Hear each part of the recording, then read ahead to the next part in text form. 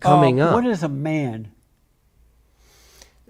Biologically, there are certain plumbing and chromosomes. Right. Beyond that, men are whoever they want to be. What does that mean? Means if a man wants to be tender and compassionate, or if he wants to be ambitious, or he wants to be brave, a soldier, or something like that, whatever men want to be, whatever feeds them internally, that's what a man is. So he decide what he wants to be? Yeah, and certainly has a lot more options to make those decisions for himself. Yeah. That's amazing to me. Hello everybody, my name is Roland and welcome to another very interesting installment of Cultural War. In this particular episode, this is going to be talking about masculinity. Now this particular guest, his name is Alan Corbin, he's the co-chair of NOMA's National Organization for Men Against Sexism. Jess is going to be interviewing. It's pretty very interesting. As you've seen in the intro, I want you to enjoy this. He talked about so many things and he tells us about the state of men and where masculinity is heading to in our current culture, and we must do something about it.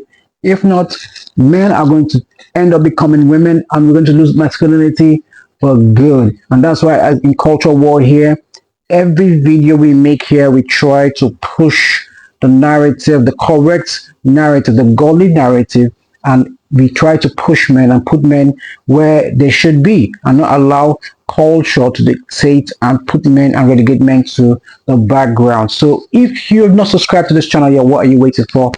Hit the subscribe button and turn the notification bell to get more videos like this. Without wasting too much time, let's get straight into the video. Welcome to the show. I'm Jesse Lee Peterson. I want to know what is the state of men and masculinity in America today. I have with me Alan Corbin, and he's the co-chair of NOMAS, the National Organization of Men Against Sexism.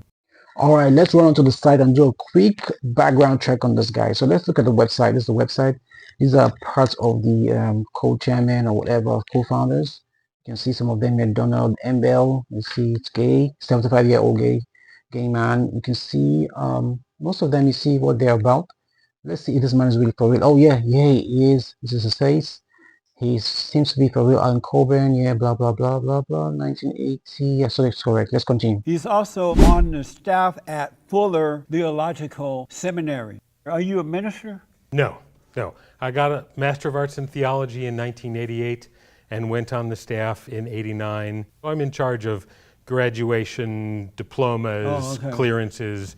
Are you a Christian? Yes. When you say the National Organization for Men Against Sexism, are you saying that you're trying to help men overcome women attacking them and taking advantage of them? And there are a lot of women who are in a high position now, and they intimidate men sexually, they take advantage. Are you trying to stop the women from doing that to men? We don't want anyone to be harassed. The National Organization for Men Against Sexism takes as its premise being a pro-feminist organization, the feminist analysis that male supremacy is what drives a lot in the culture. Anytime a woman is oppressing a man, is harassing or abusing, that's also bad, but that's kind of anti the general tenor of the society. It doesn't seem to be true that men are oppressing women. It seems that women are oppressing men, but lying about it. I'm thinking in particular of the case that's in the news right now with the sexual harassment of some of our A-list celebrity actresses by Harvey Weinstein, right. Yeah. And that feels very much like a pattern our own president has bragged about grabbing women in ways that I find entirely inappropriate. With the Hollywood elites, the women were trying to climb the ladder to success, and they felt like Weinstein could give them that opportunity to take them there, right? And so many of them seem to have allowed it to happen by not saying anything right then and there because they had an agenda. Would you agree to that? I don't think I would phrase it that way. Why not? Because I think that the women in those situations have no alternative, given that those who did say no ended up being punished or harassed. But you always have an alternative to say no or to walk away, or if something happens when you say no, you can sue them, or there are other ways out. So they could have said no and walked away from it.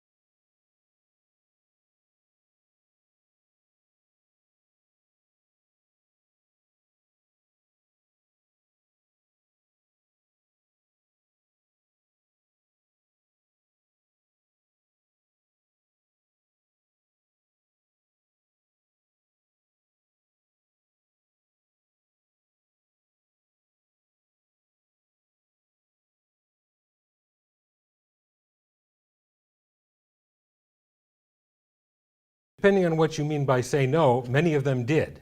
Right, but those that did they not say no because they had an agenda? They wanted to be superstars and they felt like this man could have made that possible for them. In many cases, he did. I don't think so. I think if you have the ambition and someone says, yes, if you'll give me a blowjob, that's not the same as having an agenda. But you could say no to the job and walk away. You don't have to stay there knowing that they said that to you, like you have an agenda. My question is, who was controlling who?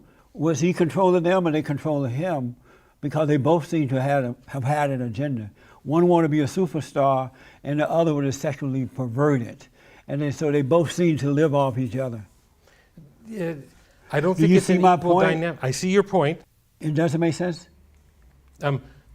It makes a sort of sense, but I think it's a false equivalence because they're not on equal footing. Yeah, okay. What is a man? Biologically, there are certain plumbing and chromosomes. Right. Beyond that, men are whoever they want to be. What does that mean? Means if a man wants to be tender and compassionate, or if he wants to be ambitious, or he wants to be brave, a soldier, or something like that, whatever men want to be, whatever feeds them internally, that's what a man is. So he decide what he wants to be? Yeah, and certainly has a lot more options to make those decisions for himself. Yeah. So is a tender and passionate man a man, or is that a girly man? No, it's certainly a man. Yeah. It's not a girly man? Girly there becomes a derogatory term. And so are you a tender man? I hope to be. Are you tender? I think I am, but a better judge of that would be the people who know me best. Right. My spouse, my daughter, my... So does your wife think that you're a tender man? I think she does. She's told me that, yes. And she like that? Yeah. Women don't normally like tender men. They like masculinity. They like men who, like a Donald Trump. Except for the women who complain about being sexually harassed and are walked in on when Donald Trump walks into the back room in the Miss USA pageant. But tender people are not powerful people. I think Jesus was tender, and I think Jesus was powerful. No, he was not tender. He was anything but tender. I think we have a different analysis of Jesus then. He was like a Donald Trump, but he did it perfectly. I don't think Donald Trump is even a sad attempt at imitating Jesus. Donald Trump is strong, he's outspoken, he's honest, he gets the job done in spite of oppositions that gets in his way. He doesn't mind speaking his mind. He called it as it is. If you attack, he's going to attack back. That's Jesus. I'll agree he is forthright. He does say what's on his mind. Yeah. Isn't that cool? Well, it's different from many politicians who are trying to parse their words because saying the wrong thing could have global consequences. Those are tender men. I also think they're being responsible and adult. No, they're cowards. Let's talk about the fallen state. Do you believe that human beings are in a fallen state? Christian theology says that all have fallen. Yeah. And what does that mean to be in a fallen state? I actually took that as a play on like the U.S. state or the state of California, the status of our country as a fallen state. And I thought you were thinking in terms of the United States falling out of its position of power and influence. No, I mean, have human beings fallen away from God? That's what Christian theology teaches. Do you believe that? That's complicated, and because I don't want to go into the theology of it. Why not? You're a Christian. We have, I think, we have very different understanding of what sin and the fallen nature is. You and I? Yeah. You and me? You don't want to talk, you don't want to say what it really is because you're a Christian and you don't want to offend anyone, and that's what it is? Because I'm thinking about masculinity, I think the hypermasculinity is an example of people being fallen, who are taking things about human nature, going too far with them, and end up hurting themselves and other people. Are you in a fallen state? Sure. You are, so you sin. Sure. And you're not connected to God. I think everyone is. Why is that? If they're in a fallen state, how can they be connected to God? Because fallen state means that you've fallen away from God, and Satan is your father. Again, now we're deep into the theology of it, and I'm thinking that the conversation is more about masculinity. But I think everyone, as a child of God, whether they are in rebellion or not, that everyone is connected because we are of the earth. So you believe that everyone is connected to God? And for every person... But how about the evil people like Antifa and Crooked Hillary and Big Mama Michelle and the media? You think that they're connected to God? I think there is not a person on the planet for whom God does not say, mine. Do you believe that the children of evil are children of God? I believe that the divine wants everyone. There's a divine reconciliation coming. Well, the opportunity is there, but do you believe that children of evil are children of God? I think we're having a bit of a language game because I think we'd have to tease out what both of those things mean. I can give you examples. You heard of Black Lives Matter, right? Sure. One of the most radical, evil, agitative organizations built up of a bunch of black lesbians and homosexuals and social justice warriors. I disagree. They chanted, when we want dead cops, when we want them now, and all that. Do you believe that they're evil? No. No. So when you call, what do we want dead cops? When do we want it now? Is that good? No, of course not. Is it evil? Yeah, calling for the death of anyone, I think, would be evil. So then they are evil. I think Black Lives Matter is explicitly a non-violent organization. And why would they be calling?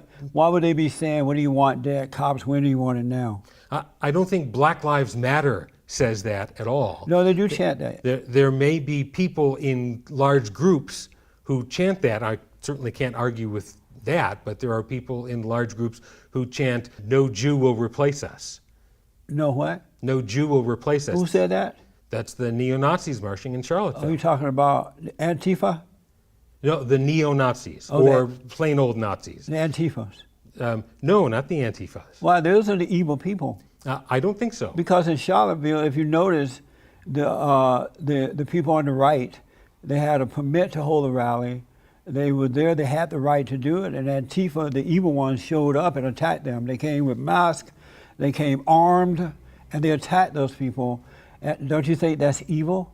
I think attacking people is evil. So, I do you think used to think that in the United States, being against fascism was a good thing. But they are the ones who are that way. It's not the one that they attack. They are fascists, or whatever you call it. They're the one that's evil. Don't you agree? I don't think that folks fighting fascism are evil. But they are, though. Why would they attack innocent human beings who are not bothering them? you can find more examples of successful Nazis killing, injuring people by driving cars and attacking than the other direction. That's not true. And You're making that up. Why are you making that up? I don't think I'm making that up. Is God masculine or feminine? Both, of course. He's both, meaning what? Well, I wouldn't say he's both. I'd say both, because God is described as a nursing mother in Isaiah, and God is described, Paul says, like a mother hen, I wanted to gather you in. So the acceptance of the divine being both male and female, the Sophia imagery talking about Jesus as the wisdom of God, that's a feminine imagery for God. Both of those are there. And so are you both man and woman? Now we're teasing out the difference between masculine and male. Right. I'm male because of my plumbing, although I could be lying about that, and you have no idea what my plumbing Especially is. nowadays. Right. But am I masculine? I try to be caring. I try to be responsible. I try to be adult. I try to be engaged and enthusiastic and thoughtful and tender and sensitive and all of those things. And I think women are that way, as well as people who don't share a gender binary at all. That's amazing to me. Are you happy being that way? Oh, yeah.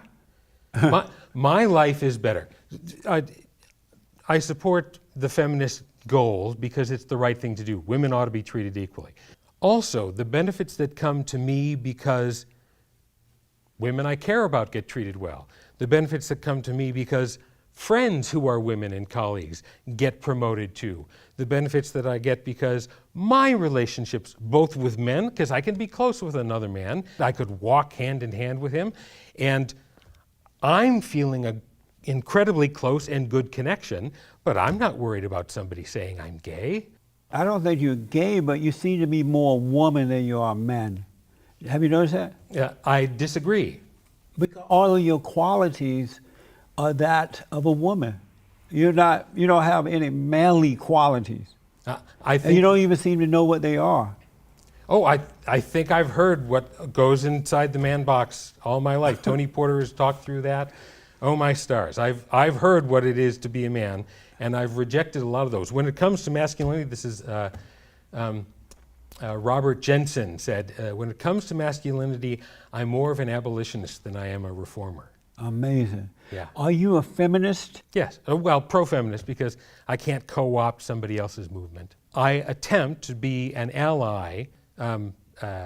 Black women in the women's movement, Hispanic women, Latin women, Latino women in the Mujeristas and Yinist and all those other expressions of feminism in all their particular cultural diversity. I hope to be thought of as an ally to those as I struggle to try and help this society make everyone, give everyone equal access to the resources and decision-making processes that go on. Like Barack Obama was the first feminist president. How old is your daughter? She's going to be 21 soon. Really? Yeah. And her impression of you is what? I think it's good. I get lots of hearts on Facebook. Oh, yeah? Yeah. Why do you think God made men and women? Wow. To make the world a place that multiplies the experience of love and embrace. And what purpose were they made for? For connection, community. So is there a difference between men and women? There's certainly physiological differences. Yeah, we know about the physical, And- but is there a difference between, or different purpose or difference between men and women? I don't think there's a different purpose, because even if somebody has more or less aptitude, a typical example would be like a firefighter. You might say, we want firefighters to be strong enough to carry hoses and ladders, but if you had a village of only women, it's not like they would do without firefighters. They would just have a different set of standards. That's amazing, man. I've never heard this before. Do you believe in the order of God? God in Christ, Christ in man, man over woman, and woman over children? Do you believe in that order? I don't think that hierarchy is what the Bible teaches, no. It doesn't. In the traditional structure, you have God over humanity and humanity over nature, and even that is problematic because we are supposed to be stewards of nature, taking good care of it, conserving nature as opposed to exploiting and abusing it. And so I think Western culture has been very good at exploiting. Is it possible that you could be deceived and not know it? It's possible for everybody to be deceived and not know How about for you? it. I'd have to include myself in everybody, yeah. Your organization fights against sexism, right? Sexism, And what is sexism exactly? when you combine prejudice with institutional power and historical precedent, that's when you start talking about sexism.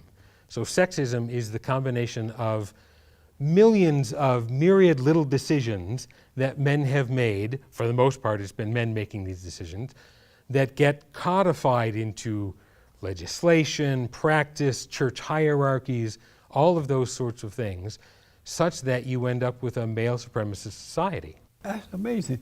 Is it possible that this word sexism is a made-up lie, and it's been made up by women who hate men, who hate the family, who hate the unborn child?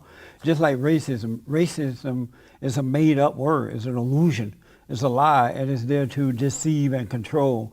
Is it possible that sexism could be the same? Sexism, the structural connection of the power to the prejudice, that certainly exists. And I'm sure that you are interested in ending unequal access to resources, for example. No, I'm not. Okay, then I stand corrected. Wow, this is crazy. When I first of all watched this video, I thought I was dreaming. I thought it was just too good to be true. I did a research on the organization, on the man and the organization. I found out that they're for real. They're really attacking the man. Is straight. If you're straight and you're male in this modern era, you are under attack. And if we do nothing about it, or say nothing about it, or stand against it, man, I'm telling you, men are going to be very extinct. Okay, so that's why we have this channel here. We put all these videos here to fight against the woke narratives from day to day, video by video. Tell me what you think in the comment section, and if you want to get what the full video, I'll leave the description, the link in the description, so you can watch the full video of this particular interview. If you're not subscribed to the channel, what are you waiting for? Hit the subscribe button and turn on the notification bell to get more videos like this. Until next time, my name is Roland. I'll see you.